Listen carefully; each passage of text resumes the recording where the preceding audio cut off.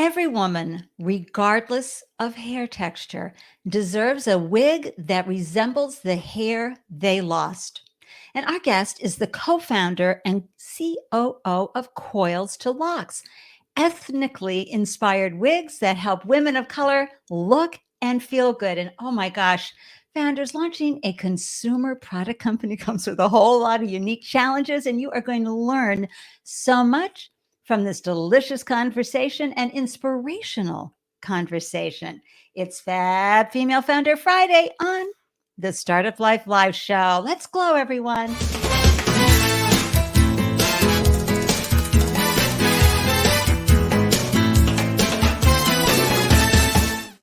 Hello and welcome to the Startup Life Live Show. I'm your host, Ande Lyons, 4 times founder and startup champion to founders around the world, and happy 2023. This is our first episode of the new year, and I have a special wish for you. May 2023 be structured enough for success and achievement and flexible enough for creativity and fun. Woohoo! I'm so grateful you carved out time to tune in and up your founder game. These conversations will take you to a whole new level of understanding your founder journey, right?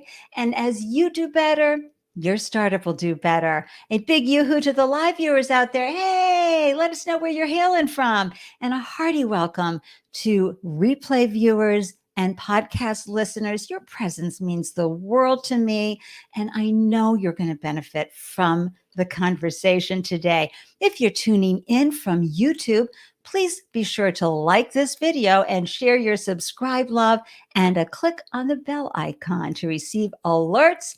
And by the way, if you haven't done so already, please join the Startup Life Live meetup group. This is where you get the deep dive into each guest that I'm bringing on. You get to kick their tires, check their background, and find perhaps an opportunity to connect with them on LinkedIn and with each other. So join the Startup Life Live meetup group. How are you adjusting to the new year? Did you have a good holiday? Are you excited for what's going to be happening? I want to share a quote with you, a little nugget of Andelicious advice. And so try and take this in. It's a wonderful reminder. Innovation and entrepreneurship never happen without experimentation. And experimentation rarely, if ever, happens without failure. And what characterizes successful innovators is their ability to continuously test their assumptions about the world and adapt accordingly. So remember in 2023 to stay flexible, founders, okay? I'm going to do a quick shout out to Scroobius, okay, because this is a phenomenal organization led by a fab female founder, Allison Byers, and her team are helping founders have successful experiences in creating the right pitch deck that will attract the best aligned investors for your business. Visit Scroobius.com, SCROOBIOUS,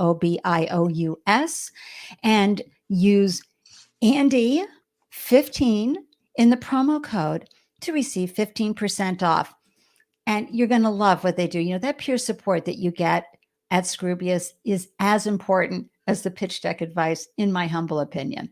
All right, so I'm going to introduce you to our wonderful guest. Let me put this great piece of artwork up here while I introduce you to her. She's the one on the left with her sister Dianne on the right, and it's Pamela Shaddock, co-founder and COO of Coils to Locs, a social impact for-profit enterprise that addresses a healthcare disparity, the lack of coily, curly, ethnically inspired wigs at cancer center hospitals and medical hair loss salons.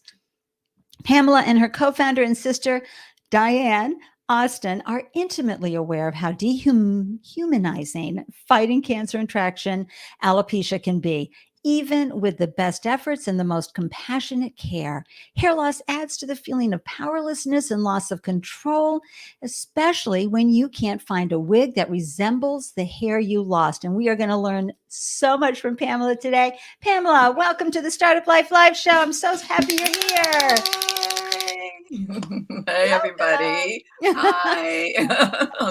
Thank you for having me. I am happy to Oh, be here. it's And so great. And we've got some great folks tuning in. Let's say hello to Accented Glory. Hi, everyone joining from North Carolina. oh, hey, Yay. Tanya. I know Accented Glory. Oh, Yay. that's great. And, we have a thing here, Accented Glory, Tanya. I'm just going to put it out right now. Amplify your brand. If you've got a business, share your business name, one liner, and website URL in the comments, and we will showcase and celebrate you and your wonderful startup live on the show. We'll get out the clappers for you.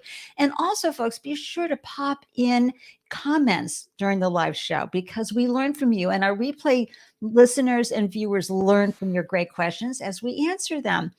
I also want to say hello to the other dynamic duo of this incredible sister team here at Coils to Locs, Dianne Austin.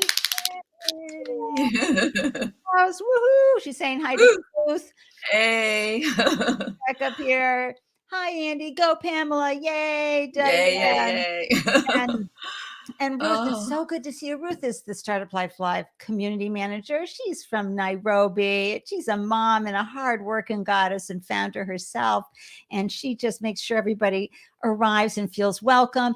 And Richard O. Now, this is if you're doing a podcast, everybody, and you want someone to produce your podcast, Richard O is the man. And he's saying, greetings from California. I hope the weather's okay up there for you guys. And then everyone who tunes into the show, you know about Brent Manuel. He's saying, Happy New Year, Andy. Brent from Ottawa, Canada, a diverse person, loyal fan. A seat at the table is important for me. Absolutely. Our disabled friends need to be at the table. And yes, we heard the great news about Cenifer. So we have a local here in Boston. Everybody, Pamela's from Boston, and as well. And we have a local fund, VC fund called Mendoza Ventures. And the founders, Adrian and Cenifer, are in the process of raising $100 million fund for diverse fintech companies, primarily diverse wow. fintech companies. And folks, if you are looking at venture capital, you know that those you have the big bell curve, mostly white male, white male, white male, white male, then tiny little bit for white women, and then black women, and then we have our Latinx. But I got to tell you, the female VC just doesn't even show up. So this is huge, and Bank of America is their anchor funder. So that is just huge, and That's amazing. got to do a quick That's shout out amazing. to them. Yeah. So it's Mendoza Ventures, folks. If you've got a fintech company, go check them out. And Dianne, Tanya of Accented Glory has a wonderful business brand of beautiful jewelry. Okay, we've put it out to the world. Tanya, thank you for that, Dianne. All right, so let's get into your entrepreneurship journey, Pamela, because I got to tell you, this, I always say you always win when you launch a business. It's the best personal development program out there. Woo, yes. You get to tap into so many delicious parts of yourself. But, please share why you and your sister were compelled to launch Coils and Locs. And, Yeah. talk about the healthcare disparity part, about how getting wigs and the insurance part and the healthcare disparity. I want to learn what called and compelled you both to say, you know what, no one else is doing it. We're going to do it. Yeah, I mean, Dianne and I started Coils to Locs, and as you said, in beautifully in the bio, we're a social impact for-profit business that's disrupting a healthcare disparity. And so the business was born of Dianne's lived experience as a breast cancer patient. She was diagnosed in 2015. She's fine now, but she in 2015, yay! In 2015, she was diagnosed with breast cancer. And as part of that treatment was told that she was going to lose all of her hair. And of course, as you can imagine, for any woman, that's devastating for anybody, but for definitely for Dianne. And she was given what's called a cranioprosthesis, which is basically a wig prescription, and told, from her oncologist that she could go to any cancer center, hospital, boutique, or medical hair loss salon with this prescription. And her health, she had great health insurance. her insurance would pay for up to $350 in reimbursement. She was told she could go and take this wig prescription and find the wig of her choice, right? And that wasn't the case when she went to her hospital where she was being treated. Their boutique, they were only selling straight-haired wigs. She thought, okay, maybe it's just here. Started looking across the major hospitals in Boston. And as we know, Boston has a great medical system, major hospitals, phenomenal. And none of these hospital boutiques were selling wigs that represented Dianne's natural hair. She was in a phase where she was wearing her hair as it grows out of our heads as Black people, right? Unstraightened, no chemical relaxers. And she was just like happy that she had this wig prescription. She was going to go and get this wig. Not finding it in Boston, we thought, okay, maybe it's just a Boston thing. So together, we started doing the research across the country. I was living in LA at the time, so I was still on the West Coast. What year was this? 2015. So we're like, it's 2015, like, and the journey. The 21st century. The 21st century, and the journey of Black women in particular embracing their natural hair, their coily, curly hair, was huge. Yeah. And it was a just ongoing lifestyle, embracing change, not just a moment or a movement, but just a whole lifestyle change where we were wearing our hair in its natural state and loving it. So she thought she could walk in and find a wig that represented her, and that wasn't the case. And when we did the research across the country, we found that it really was systemic. None of these hospital locations and people were wanting her to kind of jump through hoops. Well, take this straight-haired wig and go to this salon over here, and they'll put chemicals on it and kink it up for you. Or, Oh my God, Dianne, I gotta put it out to the sister here. Were you like both just so shocked that, wait a minute, what? This problem has not been solved? Exactly. And not only not solved, Ande, I would say it just let us know that we weren't even on the radar really, as Black women or any woman with highly textured hair, curly, coily, kinky hair. Just, we were not even on the radar. But we were getting feedback as we were going along, and we were making these calls. We were getting feedback that, yeah, we have patients who ask for them, but we don't have them. The distributors that we're working with don't sell them. We've asked, and nobody thought that this was an issue. And so we, to make a long story short, we looked at the statistics. Okay, according to the American Cancer Society, 1 in 3 Black women in their lifetime will be diagnosed with cancer. And it's usually the type of cancer that the chemotherapy cocktail that you receive is going to make you lose your hair. Yeah. One out of 3, everyone. 1 out of 3. And which is just... somebody wasn't already doing the capitalist dance and going, I have got a great industry I can tap into here. Exactly. And then we also found out that almost 50%, I think it's like just over 46% of Black women in the US, and just specifically talking about Black women in the US, are experiencing some form of medical or non-medical hair loss. Right. And then Dianne, I would say Dianne being already in the diversity and inclusion space, that's was her career most of her life before launching Coils to Locs. She's director of diversity and inclusion at a major hospital. And so she immediately recognized that this was a healthcare disparity. And she's like, this is a healthcare disparity, and nobody's 100%. Thinking of this. And, and it's like, I just want to look like myself. You have a loss of control over all of these other things that are happening to you while you're going through this challenging, journey of healing from breast cancer diagnosis. And this one thing that, Dianne thought she would have some control over, she found like it's not the case. Right. You're going through so much of a challenge as it is. You don't want people to look at you and go, you don't look like yourself. you know, Right. And she knew she wanted to wear a wig. Not every woman wants to wear a wig, but and do the turban most and the other do. caps. Yep. Yeah, and she didn't want to wear a scarf. She didn't want to come in, with her hair one way, one day, and then with some straight-haired wig that didn't represent her the next, bringing attention to herself. So it was all these things running through her mind.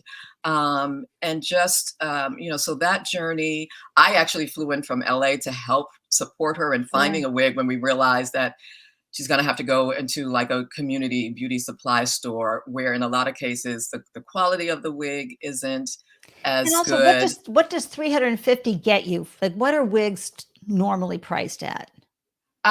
Wigs, depending on where you're getting them, and Yes. of course, depending on the quality, Right. can run you. I'd say in the cancer medical Mhm. salon spaces, a wig on the retail side will run you anywhere from 150 upwards to four hundred Okay. and So fifty that, dollars, and that's a synthetic wig, yeah, not even a human hair wig. right.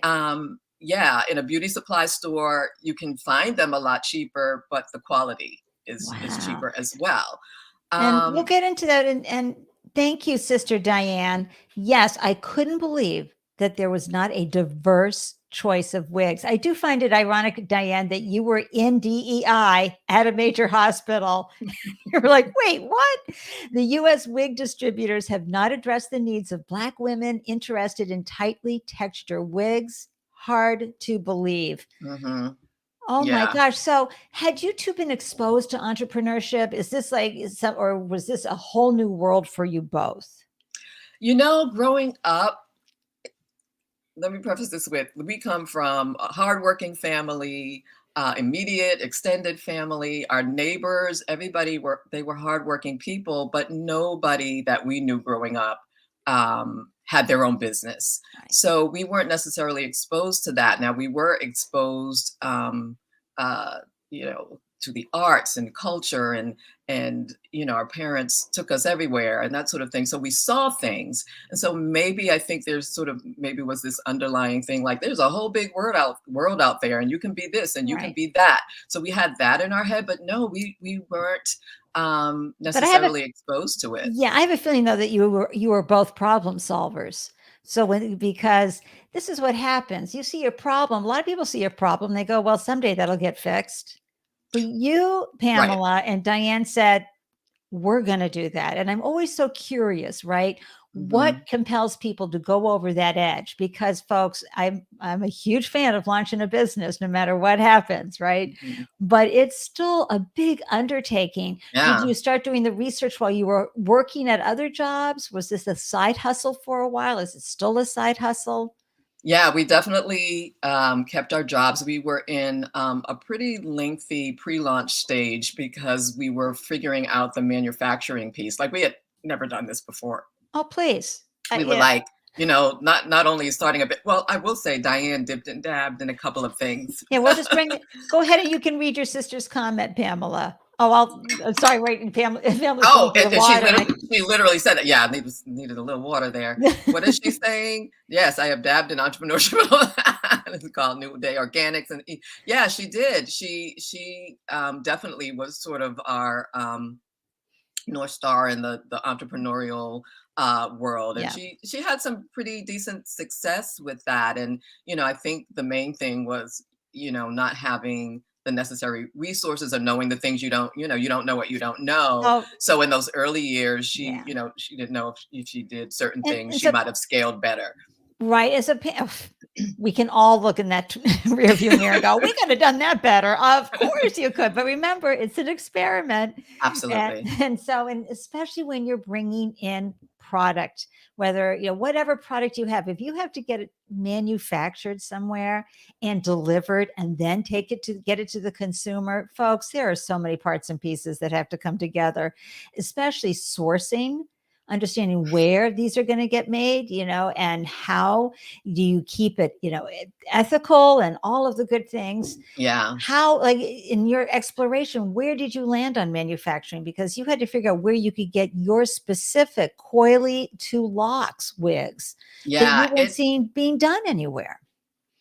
exactly. And we didn't know anything about distribution or the manufacturing space. So Margins.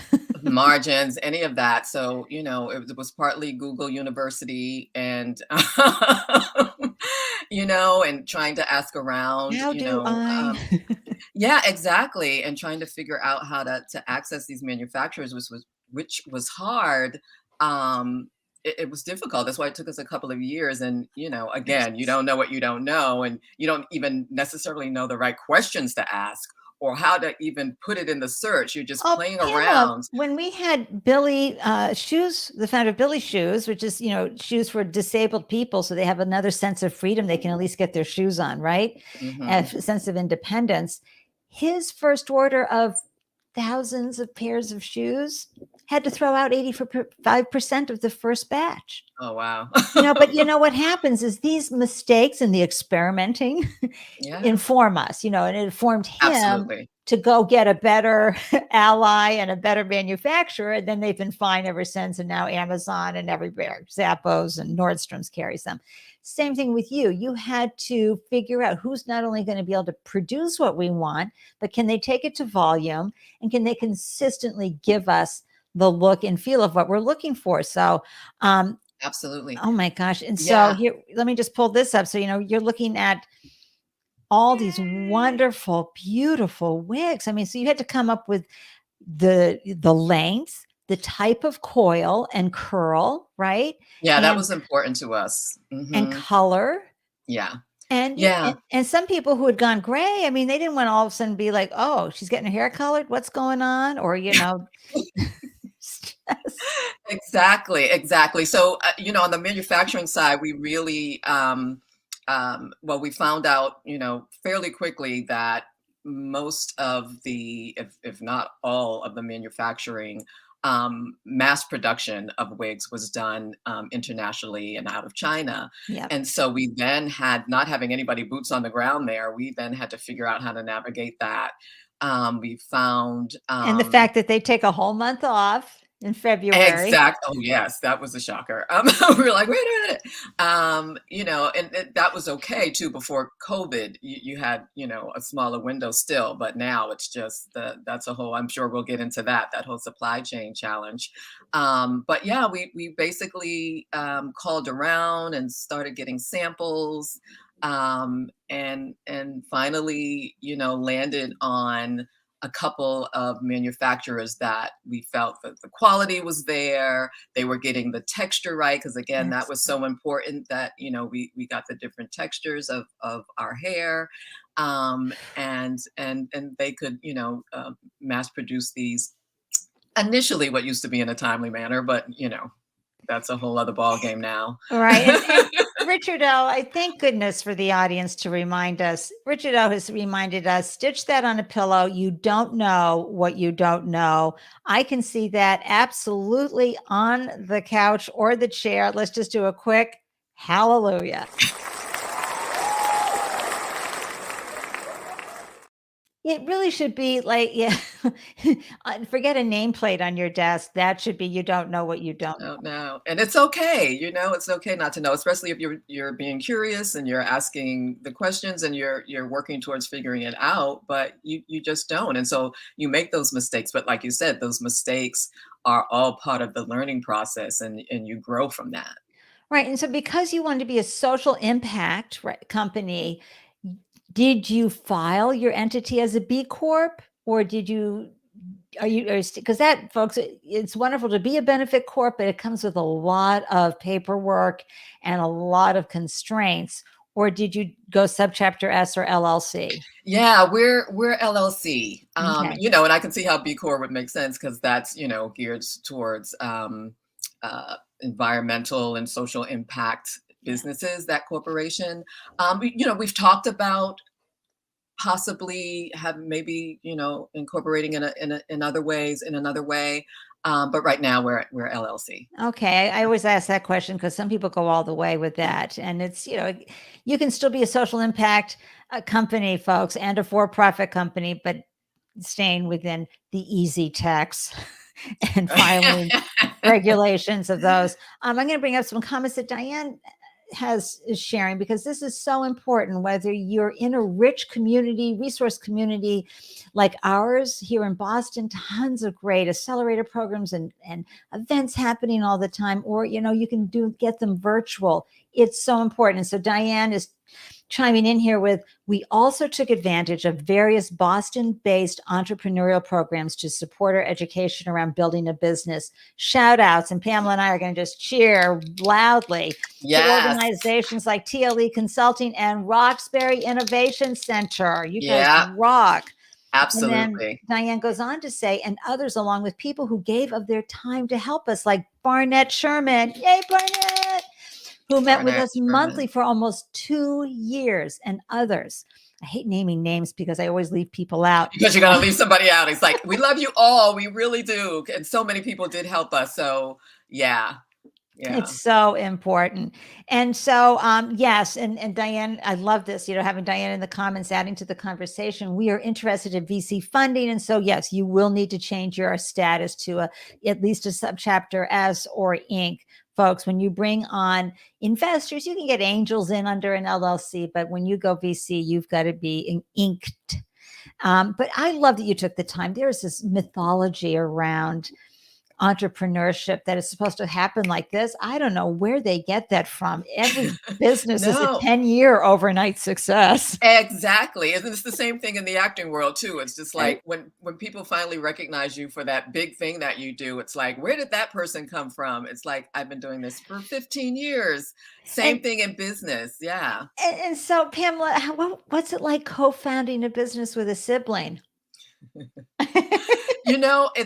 I laugh because we get that question a lot. And I find it interesting. We get that question a lot. And usually people do it with a raised eyebrow, like, oh, I could never work with my sibling. What's it like working with your sister? It's like, we already know how to have good fights, right? I know. No. Well, you see how we tag team each other. You see how she's here to support me. Like we're pretty close in age. We grew up sharing a room together. We almost think alike, but different enough that we can balance each other out, especially in business where that's important. You don't want, you definitely need somebody who can have another point of view and all of that. But we get along so well that we don't have issues. So people always are surprised when we're like, we love it. It's great. I couldn't even imagine being and my hats off to the solopreneurs out there. Like I couldn't imagine doing this without my sister.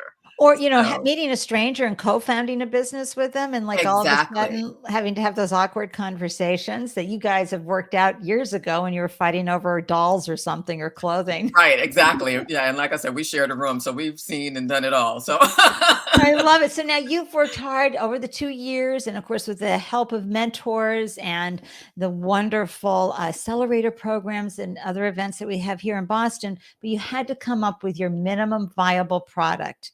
And so you've determined the texture, you've got the styles, you've got your colors, but what did you start taking around? Because you had to get some money, I imagine, and get some consumer interest. Take us on that journey.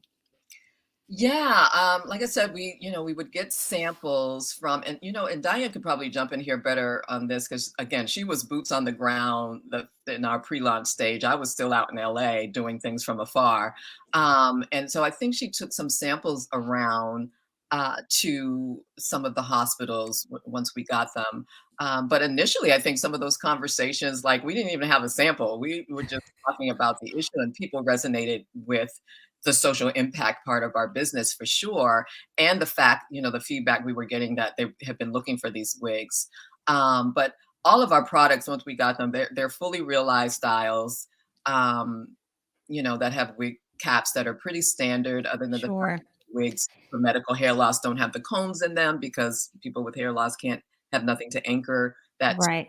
And then the caps usually that are sewn, the hair is sewn. That is so key. And trying to keep it comfortable. We know from Dolly Parton how hard that can be on the wigs, right? Exactly. And Patty Austin, she's always talking about her wigs as well and getting them to fit and feel so good. But more importantly, when you are going through such a traumatic period, whether, it doesn't matter if, it's cancer or medically induced hair loss, it's such a tough time, and you're really having to pull on some deep courage as it is.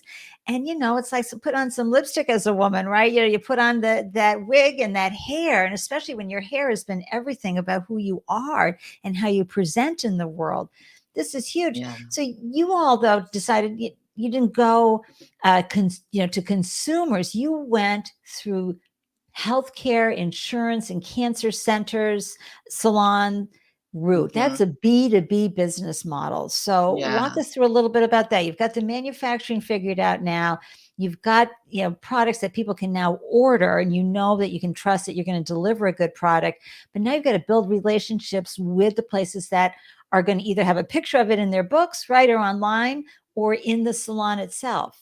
Yeah. Is that right?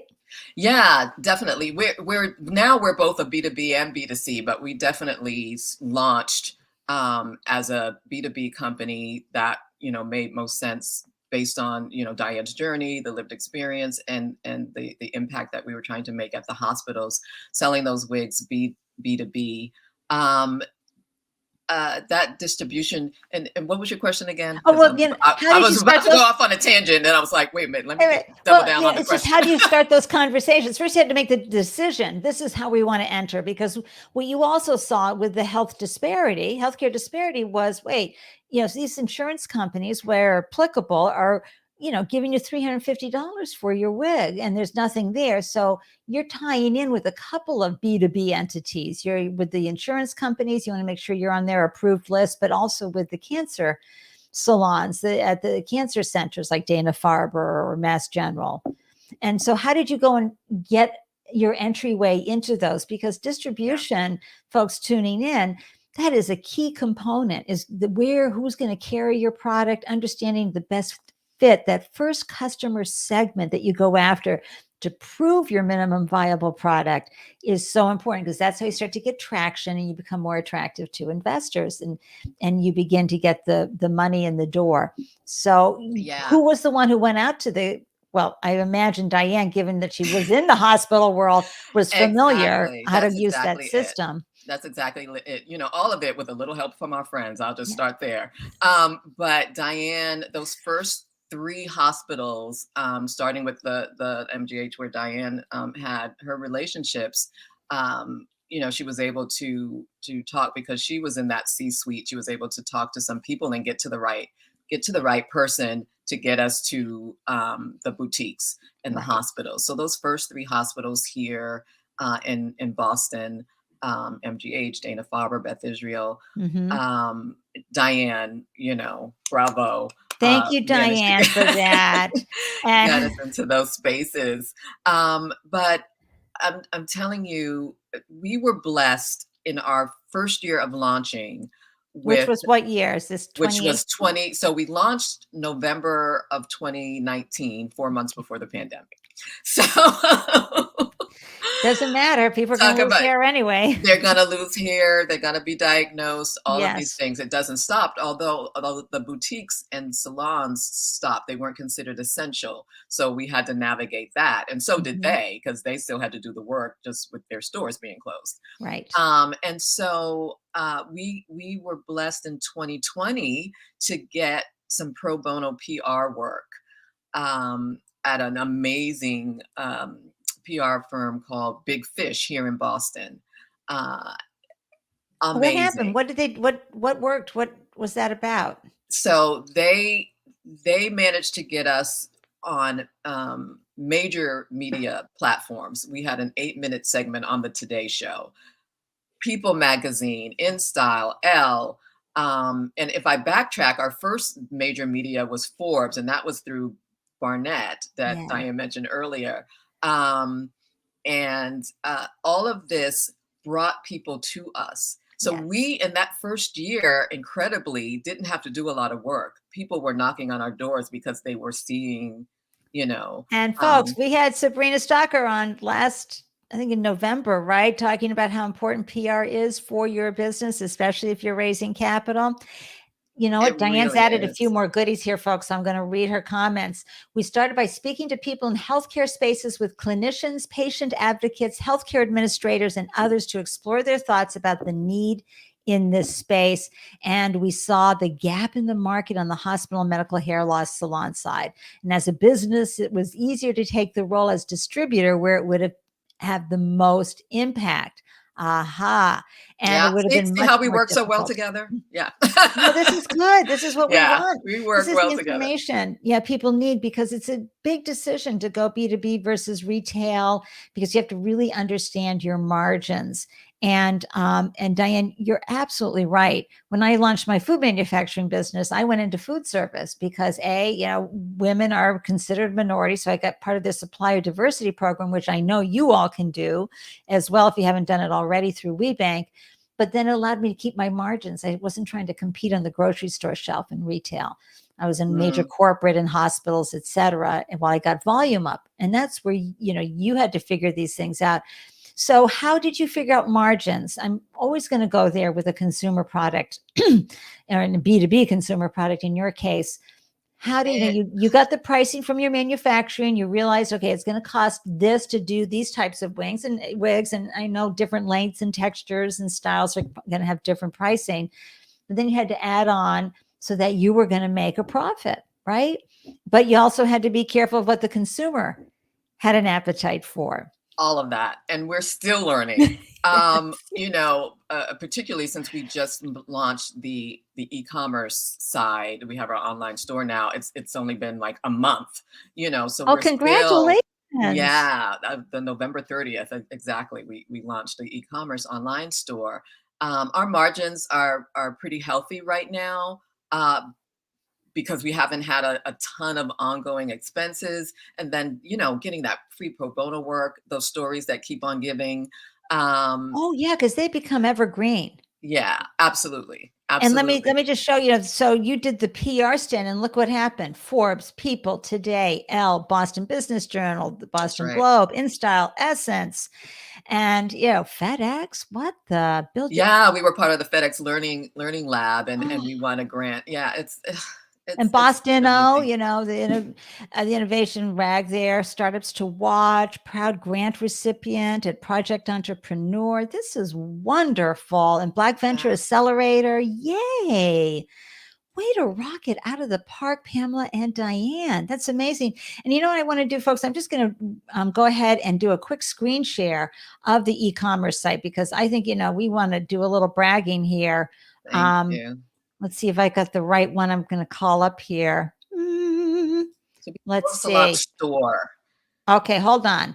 Yeah, coilslocsstore.com. Okay, I'll do my stop share for a second, everybody, and pull up the correct tab, because I really want you all to see how cool this looks here and the options, because again, we all have different hairstyle. And, you might want to try, if you've always had long and coily, you might want to go short, or if you always had short, you might want to go long. And I just think, having that option, and the fact that you have provided this opportunity for folks, here's the correct tab. And so folks can go down like this and go, hey, short, medium, long, Kimmy caps, braids, and locks. I mean, this is a great selection for folks. And you bring up a good point. It's a great way, because with the online store, we're able to sell, to our secondary market, which is anybody who loves wearing wigs, right? Right. And it's a great way to change up your look without damaging your own hair with color or changing the length and that sort of thing. So I'm just going to go through this one more time for our video viewers, podcast listeners. Be sure to hop onto coils2locsstore.com to see this incredible selection. Yeah, and our Kimmy caps have a great story behind them. Tell us. Unfortunately, we lost our sister in 2020. Her name was Kimberly. Yeah, our oldest sister, Kimberly. Thank you. It was unexpected, and she was the biggest champion of our business, and she loved the hats with hair. And so when we got these locked and braided hats with hair, we were like, we're going to name them Kimmy caps in honor of our sister Kimberly. So, oh my gosh, are they more comfortable? I'm just wondering. They just look like the caps with hair look a lot more comfortable. Just saying.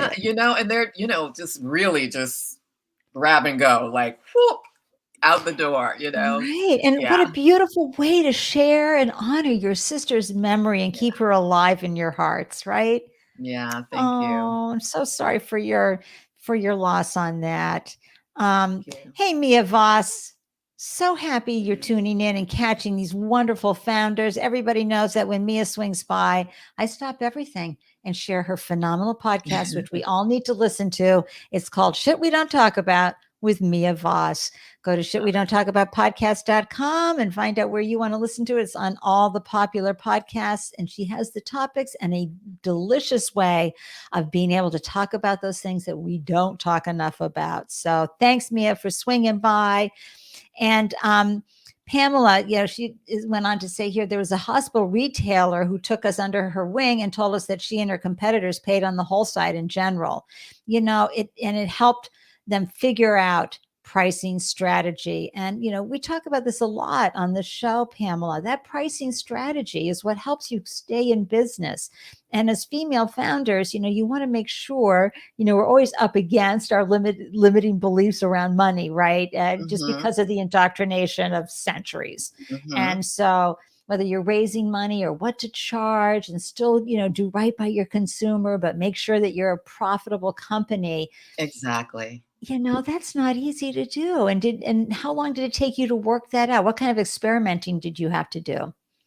Again, we're still learning, especially having just launched the e-commerce site, because that's a whole different beast, right? The B2B versus Yep. the B2C, the direct-to-consumer side.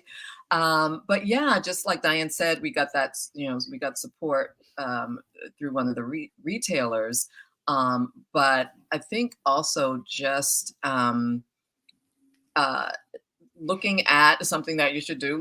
Look at what your competitors are doing. Right. See what other people are selling these wigs for. We did focus groups and things like that as well.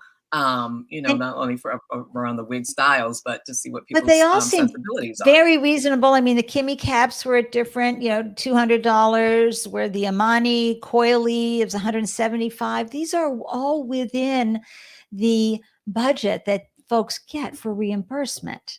And how does one know that Exactly. comes with their insurance plan? Is it typical for insurance providers to provide this reimbursement? It definitely depends on your insurance provider, but a lot of insurance providers do reimburse for up to $350 for a wig, but it depends. And on the hospital side, they will take care of that for the patient. The whole process will get them through the process. Right now, we're not processing those insurance invoices, but we will. We have a whole bunch of information, a whole page on our site about how to navigate the insurance piece. Excellent. And we also provide an invoice, because you have to have a professional invoice with the company logo and all that That's stuff. more than most companies will do for you. Yeah. So bravo to you for making the journey easier, because again, if someone's going through chemo, it's like, what? I got to do one more thing. They want to be able to say to their friend or their support system, go and take care of that for me. Exactly. And we plan to do in the near future to be able, we were to figure out how we might be able to help people through that process more. Exactly. Yeah. So now you've gotten all this press, right? I'm just going to bring that up again because that's just so delicious. And you've got to be able to meet orders. You've got to be able to scale. You've got to be able to grow. I'm thinking you're going to be moving into a lot more hospitals. Now you have the store. I imagine as the word gets out, you're going to be getting a lot more orders for these beauties here. Is your manufacturer prepared to scale with you? Have you had those conversations?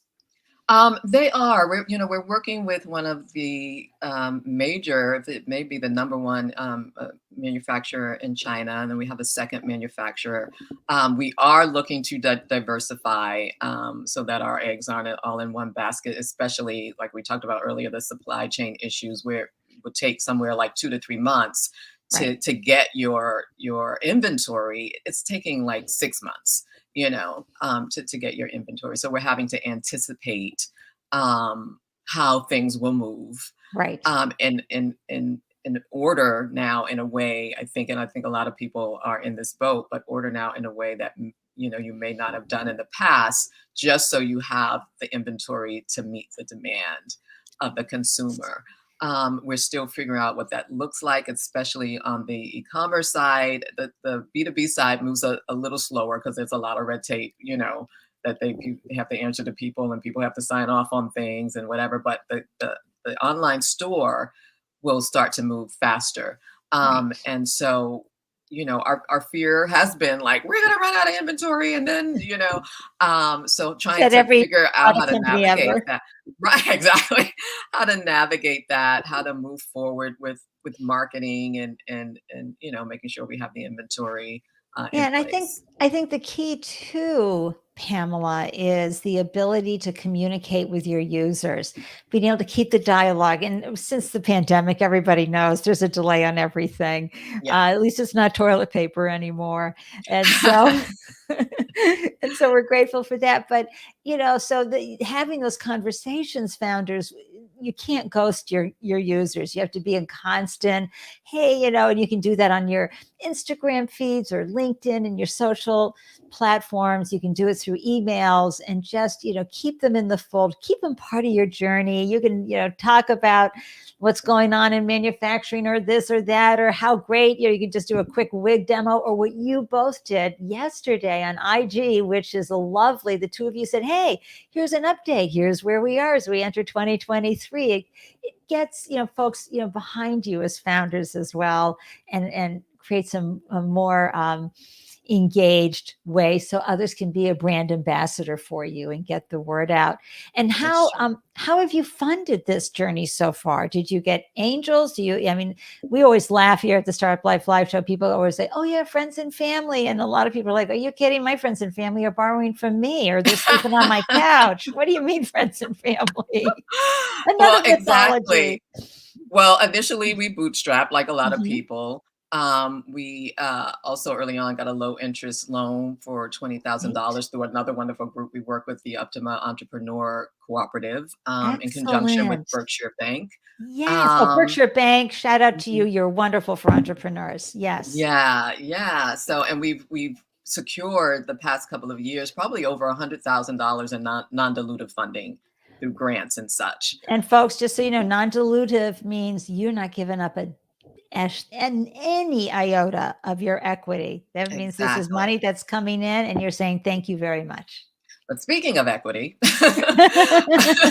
right now we are in the middle of an equity crowdfunding raise through the WeFunder platform, and Oh my gosh. so our ultimate investment raise goal is $250,000 to be. When did you launch on Um, WeFunder? we launched in October. Was it October, Diane? No, Diane, throw the October. link into the Yeah, comments, would you please? I'm going to put it up on yeah. the screen and I'll put it into the show notes as well. Thank Folks, you. But equity crowdfunding is such a delicious way to be an investor. You're as Warren Buffett is always saying, when you buy equity in a company, right? You're an owner. And yeah, most of exactly. us, of course, are not accredited investors, but what these wonderful equity or Reg C crowdfunding platforms do for us is that you can slap down, what's your minimum investment amount? $100. Yeah, A hundred $100. dollars, So you and can, we're. Oh, I'm sorry. Go ahead. I was I'm just gonna say excited. to folks to remember, you can slap, I do this all the time, why go out to dinner when I can slap down $100 and be part of, Coils to Locs journey or some other founder's journey. It's so Exactly, wonderful.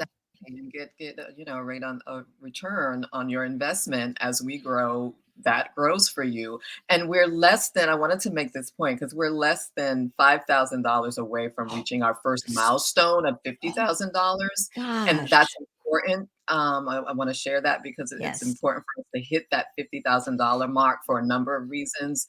It will boost Coils to Locks up on the WeFunder algorithm, that's right. which will give our campaign access to investors outside of our friends and family group, and potentially get us closer to that 250,000. But it'll allow us to immediately access the funds to support our strategic growth.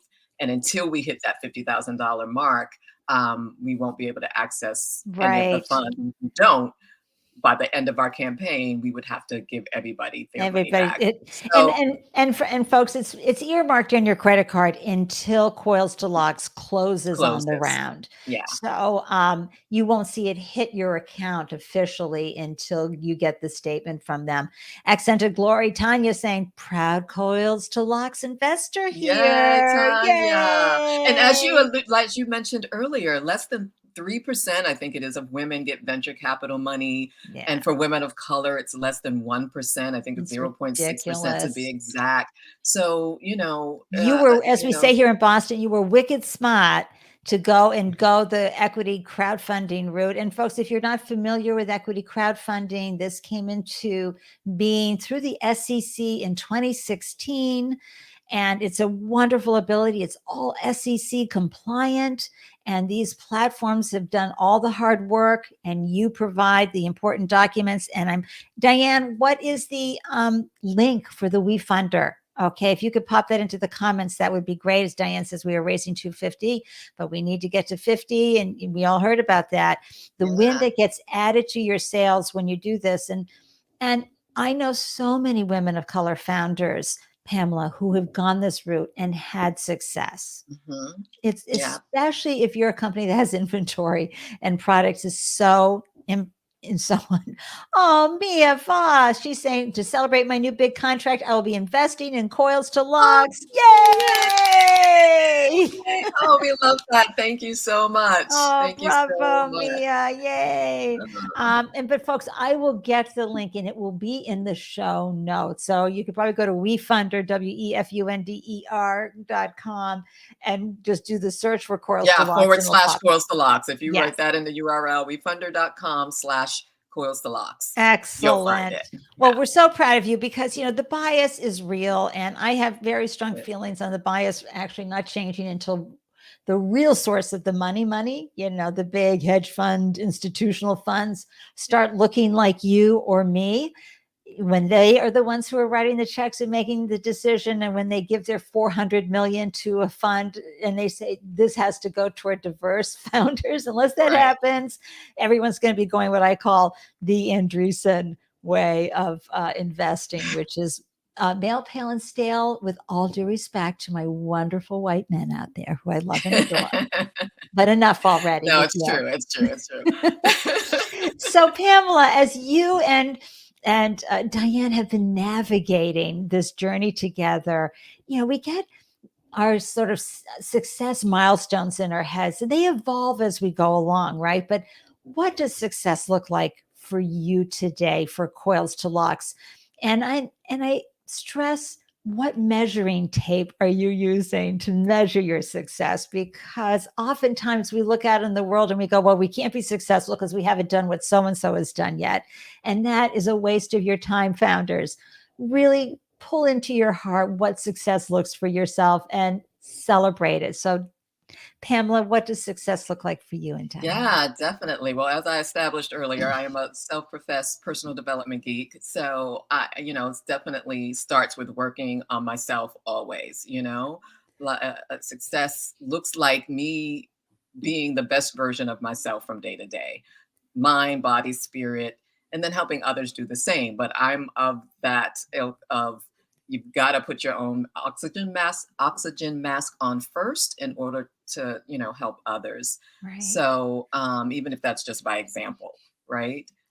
Business wise, all of that is part of it, being of service in a big way. I love that we're a social impact business, disrupting a healthcare disparity that fuels me every day. That feels great.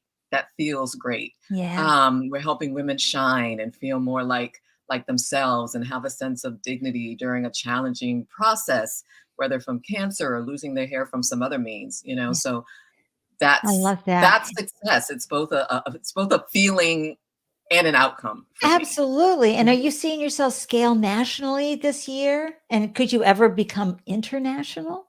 Absolutely. All of the above. So we actually just hired a second contractor to help us do outreach. We've gotten some great marketing research was done for us through Deloitte, also pro bono. The pro bono method. You find the pro bono work. Come on, folks. Find people who will add wind to your sails just for Exactly. doing the good. Exactly. So now, we know where our target market is, where they live, what they do, what their psychographic, we have all of that. And so we're going to start to do the outreach on the hospital Right. side. And Right. we are also have just been in conversations. We're looking to hire a marketing person, because on the e-commerce side, it's so important, direct to consumer, that you have your SEO right, That's and right. your doing some level of ad spend. We realize that that organic growth is nice, but it really doesn't get you to Oh, the no, no. right No, no, no. people. Uh-uh.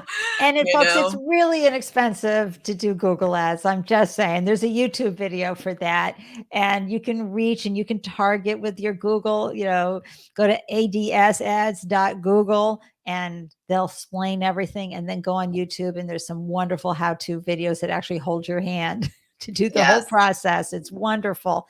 You have to exactly. advertise.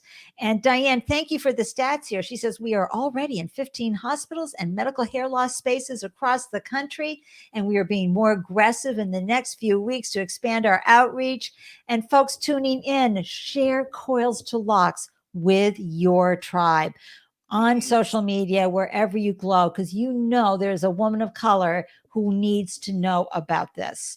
And these are very reasonably priced wigs. They are textured appropriately. They are set for a woman of color's hair, and uplift another woman, by letting her know about this opportunity, but also tell folks about the We Funder campaign. Let's get to that 50,000. And if Yes, we're it's $5,000 away.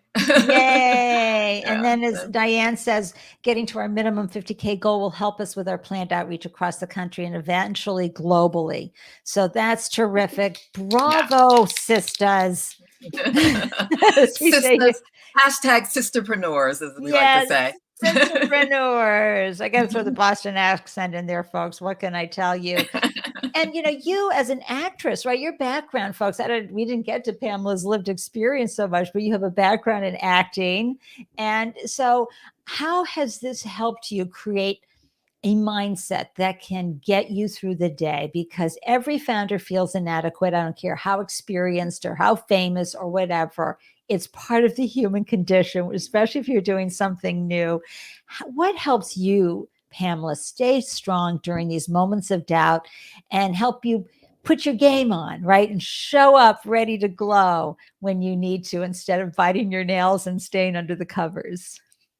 Oh gosh, so many things, but I think, I don't know. I think most feelings of inadequacy, at least for me, is about not feeling prepared or knowledgeable in Yeah. something, or simply the fear of the unknown, right? So simply, I try to get as prepared as possible, as much as I can, and I keep that mantra in my head of feel the fear and do it anyway. I know we've Yeah. heard it a lot, but it's so important to do that, and I think being an actor has definitely prepared me for that.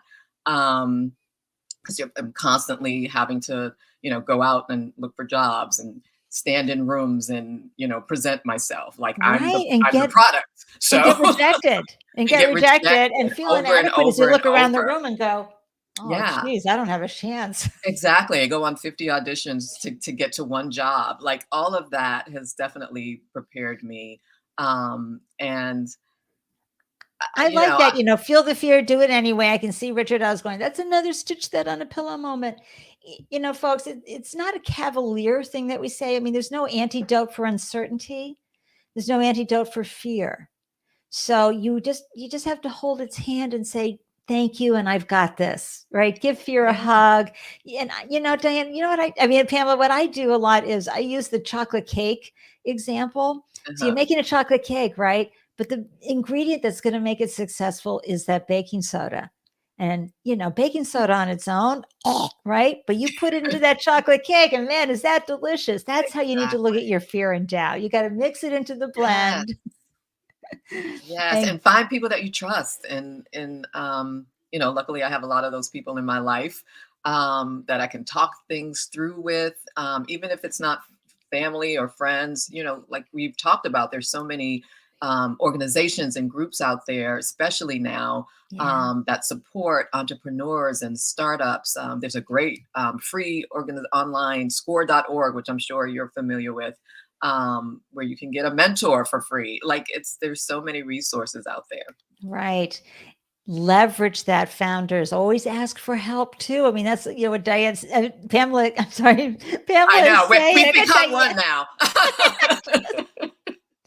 What Pamela is saying here, because it's so important to grab those resources. You are not expected to know the answer. Okay.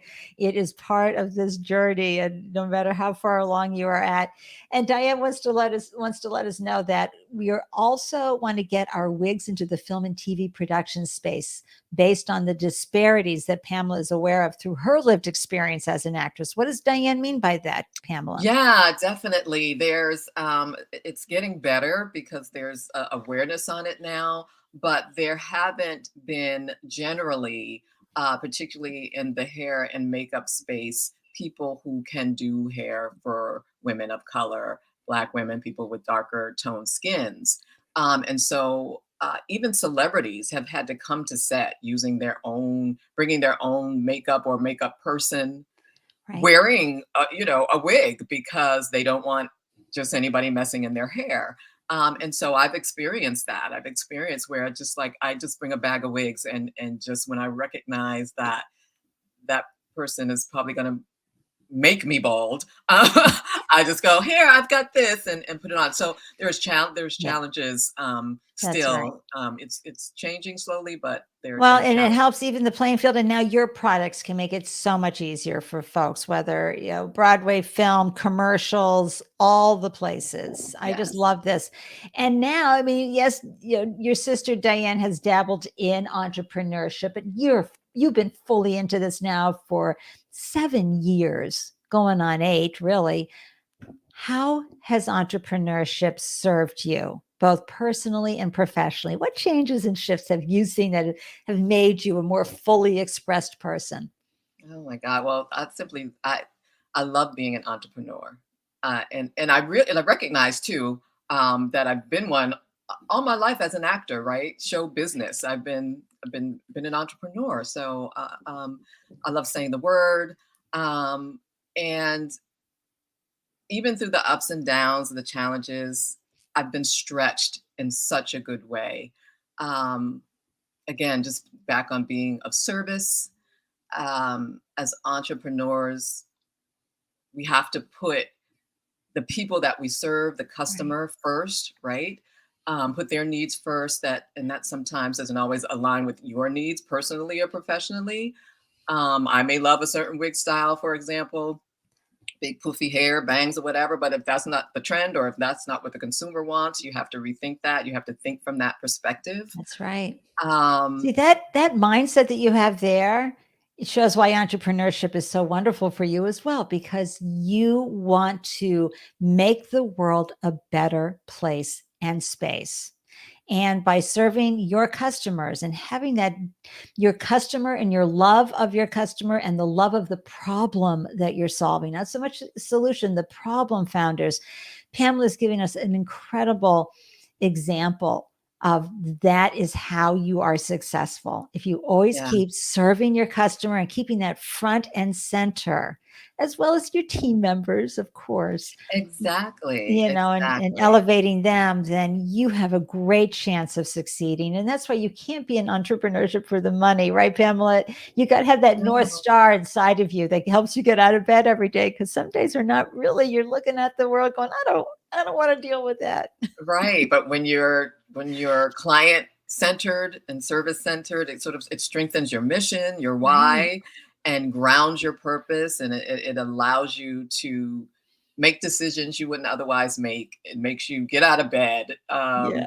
It spills over to your personal life as well. you know. And the good news is for you, you've got a beloved sister that you get to hold hands with. So in the good and the Yeah, bad, right? Like, oh my God, what were we thinking? And absolutely. then, yay, we're amazing, you know? So, Yes, when she's anxious and nervous, I become more grounded. When I'm anxious and nervous, she becomes more grounded. Like we're there for each other and balance each other oh, out in so many ways. I love that. Something fierce. Any last thoughts before I pop you in the green room and wrap up this delicious conversation? Oh gosh. Last thoughts. Just thank you everybody for your time and attention as we continue to expand and diversify and grow. I would just say find, just support us, engage with us on social media. Um, um, All, check all, out the We Funder. Yeah, all the Um, links, everybody, will be in the show notes. Okay. So yeah, we can support this exactly. wonderful work you're doing. And I'm Yeah, so excited to share this, deeper into the communities out there in the world as well, because you are solving a problem that I am sure many people who tuned in are going, what? You really? Like that wasn't right. done already? And Exactly. and I have to say, I say that often. Like, what? You mean that? But even if something has been solved already, folks, it's not been solved by you for the people you're solving it for. So that's important to remember. Thank you, Pamela, and to Sister Dianne in the comments today for joining me and sharing your wonderful and remarkable startup stories and founder Thank you. journey. I'm so grateful to have had you come on and share your unique experience with the Startup Life Live community. I'm grateful that you Oh, did too. Thank you. okay, I'm going to pop you in the green room and wrap up. I could go on forever talking to Pamela and the sister who's right here. Thank you, everyone. Dianne, thank you, Dianne, for adding your glow to the comment section.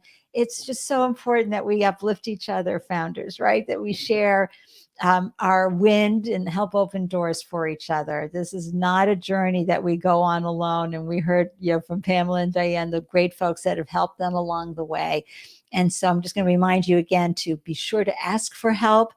And next on the Startup Life Live show. Yep, that's right. It's that time to talk about who's coming on next.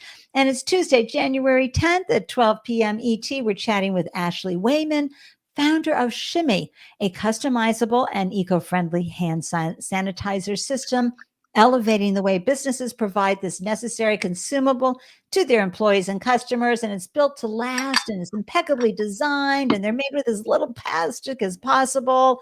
I mean, they've got everything going and glowing. And Ashley has a fascinating background. She was big part of Rue La La, as well as Wayfair and helping them get public. So we're going to get some great information from her. And how do you know whenever I'm posting a new show, who's going to be the guest on the next show, whether it's a Tuesday or a Fab Female Founder Friday? You hop on the Startup Life Live meetup group, join us, sign up. You're going to get I should say 4 alerts a week, 2 when I post the show and 2 for when I remind you that we're going live that day and with whom. So join the meetup group. Until next time, check out the wigs here over at Coils to Locs. Just so amazing. And in the meantime, remember that you're strong enough and you are wicked smart enough, as we say here in Boston, to be doing what you're doing with your business. I admire you for getting up every day and moving the ball forward. And be sure to stay in touch, reach out, say hi. And until next time, I'm wishing you a delicious day everywhere you glow. Mwah to all and Happy New Year.